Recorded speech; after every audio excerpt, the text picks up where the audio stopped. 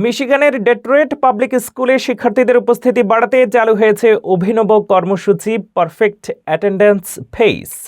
শীতকালীন ছুটির পর থেকে নিয়মিত স্কুলে উপস্থিত থাকলে হাইস্কুল শিক্ষার্থীরা $100 গিফট কার্ড পাবে। পুরো কর্মসূচিতে সর্বোচ্চ $1000 অর্জনের সুযোগ রয়েছে।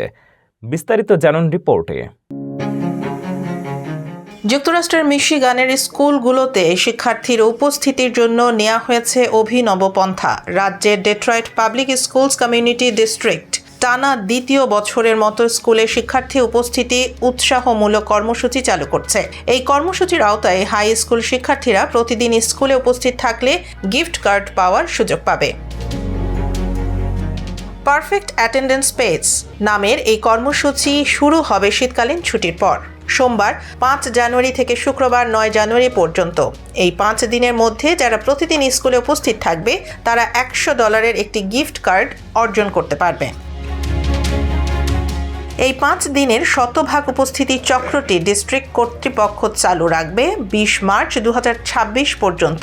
প্রতিবার কোনো শিক্ষার্থী একটি পূর্ণ চক্রে নিখুঁত উপস্থিতি নিশ্চিত করতে পারলে সে আরও $100 করে গিফট কার্ড পাবে। যেসব শিক্ষার্থী পুরো কর্মসূচি সময় জুড়ে সবগুলো চক্রে শতভাগ উপস্থিত থাকতে পারবে তার মোট সর্বোচ্চ $1000 পর্যন্ত অর্জনের সুযোগ পাবে।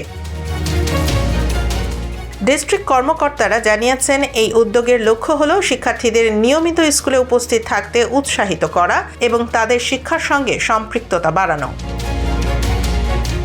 যোগ্যতা ও গিফট কার্ড বিতরণ সংক্রান্ত বিস্তারিত তথ্য শিগগিরই সরকারি শিক্ষার্থী ও তাদের পরিবারের কাছে DPS-CD এর মাধ্যমে জানানো হবে।